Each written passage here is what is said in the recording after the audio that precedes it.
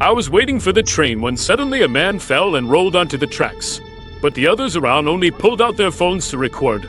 By then, the train was speeding straight toward us.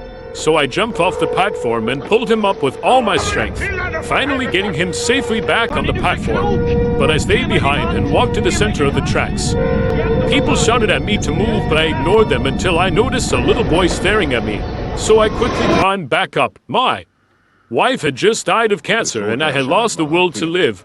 I only wanted to go to heaven to be with her, but I failed that time because I could not bear to leave a scar in that boy's heart. The next day I tried again. I put on a tie and wore my wife's favorite suit, tied a rope around my neck and closed my eyes ready to meet God. But just then my neighbor could not park their car, so I untied the rope angrily, rushed out to stop the car and help them park it. They thanked me, but I ignored them. I went back inside and tied the rope once more, only for two little girls to come to the window. I had no choice but to untie it again. To avoid being disturbed further, I shut the curtains and stood on the stool. But right then the doorbell rang and I could not take it anymore. Yet when I opened the door, it was my neighbor's little girl. They brought me food to thank me and asked to borrow my ladder. The next day I made my 5th attempt. I went into the garage, connected a hose to the exhaust pipe, ran the other end into the car and sealed the windows with tape.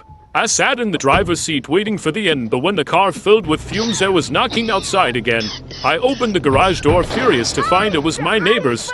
They needed me to drive them to the hospital. At the hospital, the neighbor asked me to watch the kids for a while so I could only play the role of a temporary babysitter, imitating the sound of a bear and telling them stories. The two girls laughed joyfully.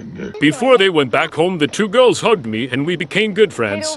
The next day, the neighbors showed me the children's paintings, only I was colorful in it. Everyone's concern pulled me back from the edge. From then on, I decided to work hard to go on living. This story tells us not to give up our lives so easily because there are many people in the world who care about you. Do you agree?